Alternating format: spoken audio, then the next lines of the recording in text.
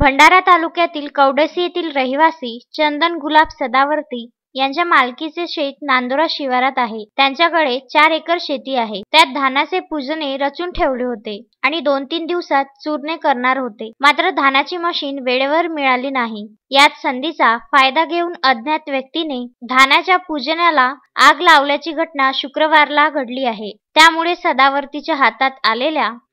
सदावर्तीच्या हातात आलेल्या पिकांची राख रांगोळी झाली आहे. अगोदरच कोरोना या संसर्गजन्य आजारामुळे आणि पूर तसेच अवकाळी पावसामुळे शेतकऱ्यांचे मोठ्या प्रमाणात नुकसान झाले आहे. अशातच या शेतकऱ्यांचे पूजने जळाल्याने 2 लाखाचे नुकसान झाले आहे. अशा परिस्थितीत त्या शेतकऱ्याला कुटुंबाचे पालन पोषण करणे कठीण झाले. म्हणून शासनाच्या प्रतिनिधीने त्वरित पंचनामा करून या शेतकऱ्याला आर्थिक मोबदला देण्याची मागणी जिल्हा परिषदेचे माजी आरोग्य आणि बांधकाम सभापती प्रेमदास वनवे आणि नागरिकांनी केली आहे. प्रवीण भोंदे, विदर्भ न्यूज, भंडारा.